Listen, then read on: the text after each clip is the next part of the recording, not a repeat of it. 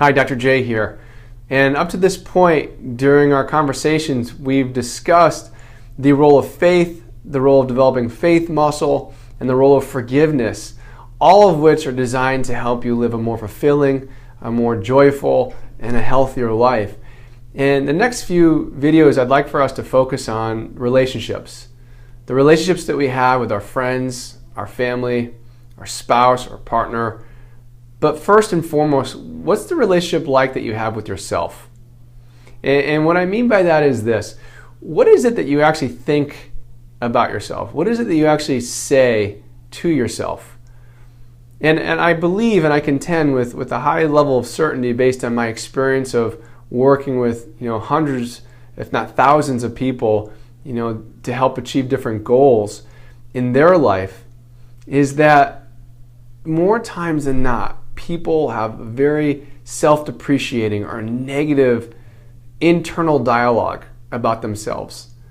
They run a story that someone else told them or they bought into, that they're fat, that they're ugly, they're stupid, that they'll never be able to achieve certain things, that they're stuck in the relationships and the scenarios and the work and the career path that they're in because that's just the way it is.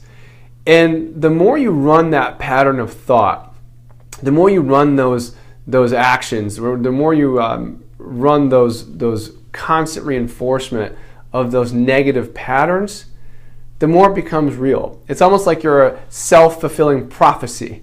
And here's what I mean by that. And I'm going to use a real-life example to illustrate that. Now, I have 4 children. I have 3 daughters and a boy. And we're going to take just one of my daughters, for example, in this story. So let's just say, this is not true at all by any means, but let's just say, for instance, that my oldest daughter, that every single day since she was little, every single day that she got up, I told her that she was fat, that she was ugly, and that she was stupid. And every single day, multiple times a day, she heard that from me. Regardless if she became the valedictorian of her high school class and got letters of scholarship offers all over the country, regardless if she had physical beauty that would be worthy of a model contract or put it on a face of a magazine, what do you think she's going to feel about herself deep down? When all she's heard from me, someone that she cares about and loves, every single day of her life, that she's fat, that she's ugly, and that she's stupid. Even on the outside, she's beautiful and smart by the world standards. What do you think she's going to believe about herself? Yeah, exactly. That she's fat, she's ugly, and she's stupid. See, the same thing is occurring when you allow your own internal voice, your own internal dialogue to constantly repeat to yourself that you're not good enough, that you're not worthy enough, that you're stuck in the situations you're in, or whatever story you continue to tell yourself. Every day that you continue to use these words or choose to use these phrases or choose to live through these belief systems, you're only creating more reality behind that story. And so my challenge to everyone here is this. First and foremost, start becoming more conscious of the words that you choose when you're describing yourself. And as you do that, I'm going to encourage you to literally start replacing those words with more positive words. Or being just very truthful with what the situation is or the scenario is.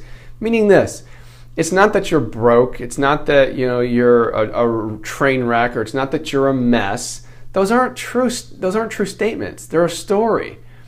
What the truth is that, I've made some bad decisions along the way with regards to my finances, but I'm committed to making some more appropriate ones. It's not that you're a train wreck. It's just, I've made some bad decisions with respect to, the job choice or this relationship I got into, and I've learned from them. I'm going to grow from them. And it's not that you're stuck in any scenario. It's the truth is, again, I've made some decisions that may not have been the best for me at that time, but I'm choosing to learn from them.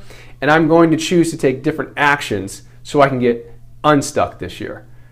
See, it's just a switch of the mind and a switch of the words you choose. But when you start to reframe your perspective first and then reframe the words that you choose, remember, with the words that you say, you're hearing and it's going right back into your head. So my encouragement again is to start to watch the words that you're saying to yourself first. Start replacing them with more positive words, more affirmations. Affirm right now what you want to happen. Tell yourself the truth in advance. Start affirming every morning and every night that, listen, I'm on the path for greatness. I'm getting healthier. I'm getting stronger. I'm achieving my ideal weight naturally and easily, and it's permanently going to stay with me. I'm achieving optimal financial health through proper planning and proper execution of my financial goals. I'm madly in love with my spouse and my partner or my wife or my husband, whoever the case may be, and reaffirm these things over and over and over again. And stop letting the garbage fill your mind up, because what's going to happen is those are like weeds in your garden. If you don't continue to pluck those weeds, they're going to overtake your garden. And instead of having beautiful plants or beautiful vegetables, you're going to have a garden full of weeds, and that's your mind. And unfortunately, when that mind turns that way, that's what's going to happen to your life. So my hope and encouragement is, first and foremost, start watching the words that are coming out of your mouth, replace them with more empowering words, and then see how it starts to change your energy and your perspective for this week and the many weeks to come.